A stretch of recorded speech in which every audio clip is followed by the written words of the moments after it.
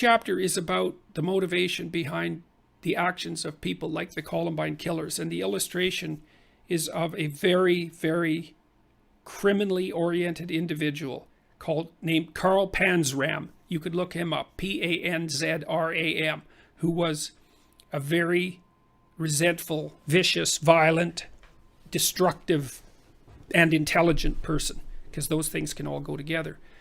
So Rule 6 is called Set Your House in Perfect Order Before You Criticize the World.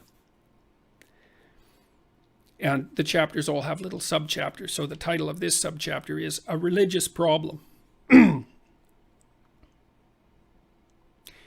It does not seem reasonable to describe the young man who shot 20 children and 6 staff members at Sandy Hook Elementary School in Newton, Connecticut in 2012 as a religious person. This is equally true for the Colorado Theater gunman and the Columbine High School killers. But these murderous individuals had a problem with reality that existed at a religious depth. As one of the members of the Columbine duo wrote, "The human race isn't worth fighting for, only worth killing. Give the earth back to the animals. They deserve it infinitely more than we do. Nothing means anything anymore."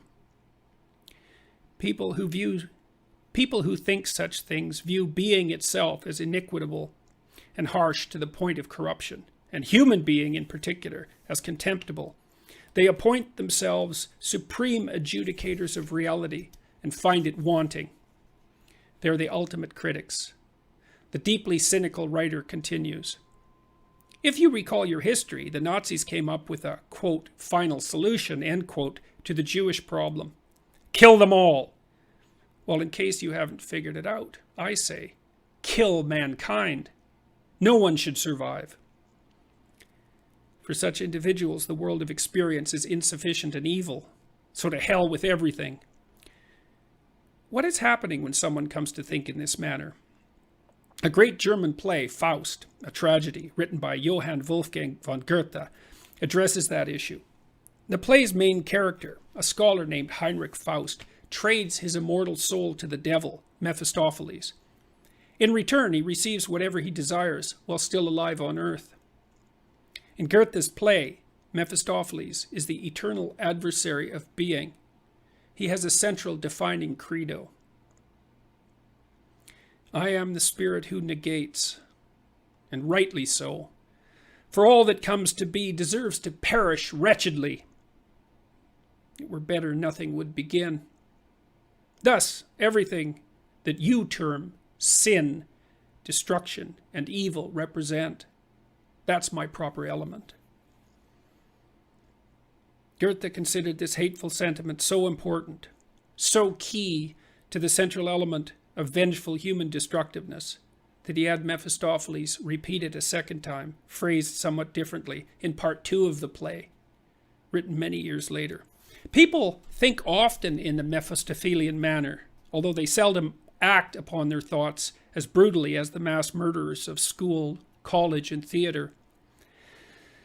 Whenever we experience injustice, real or imagined, whenever we encounter tragedy or fall prey to the machinations of others, whenever we experience the horror and pain of our own apparently arbitrary limitations, the temptation to question being and then to curse it rises foully from the darkness.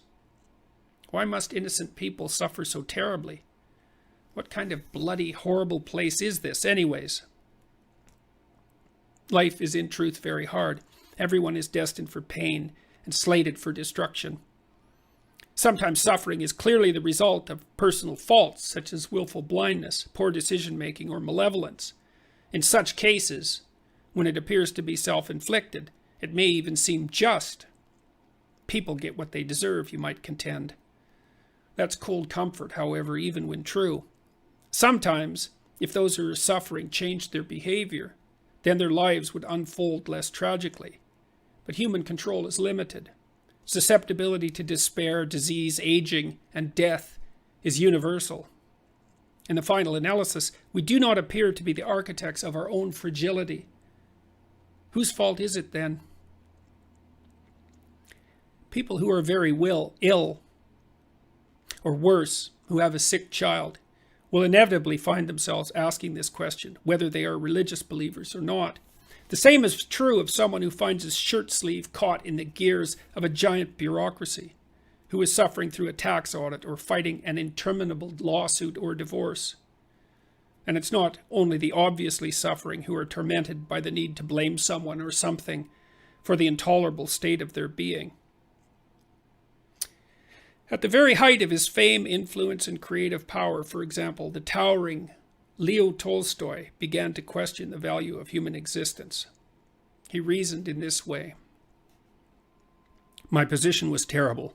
I knew that I could find nothing in the way of rational knowledge except a denial of life, and in faith I could find nothing except a denial of reason, and this was even more impossible than a denial of life. According to rational knowledge, it followed that life is evil. People know it. They do not have to live, yet they have lived and they do live, just as I myself have lived, even though I had known for a long time that life is meaningless and evil.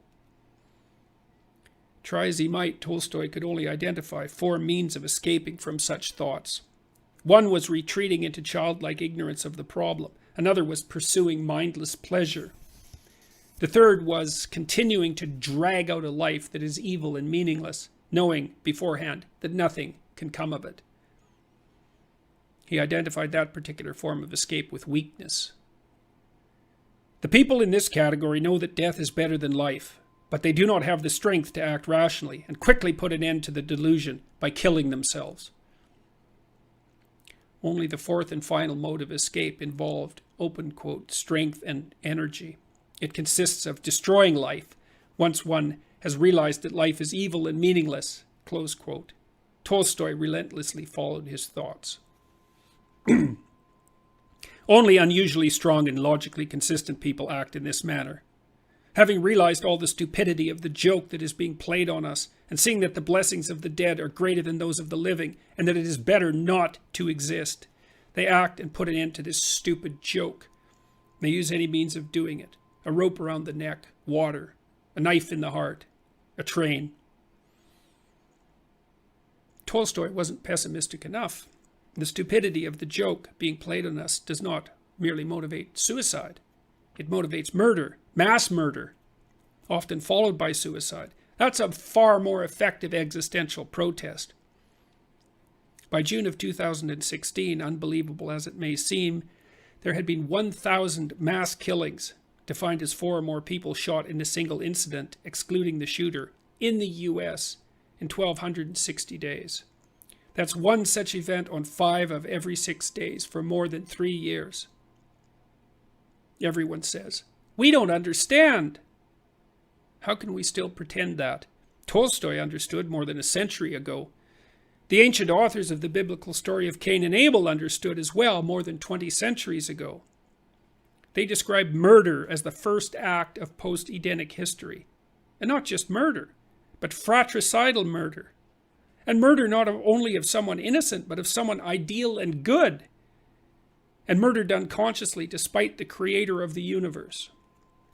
Today's killers tell us the same thing in their own words.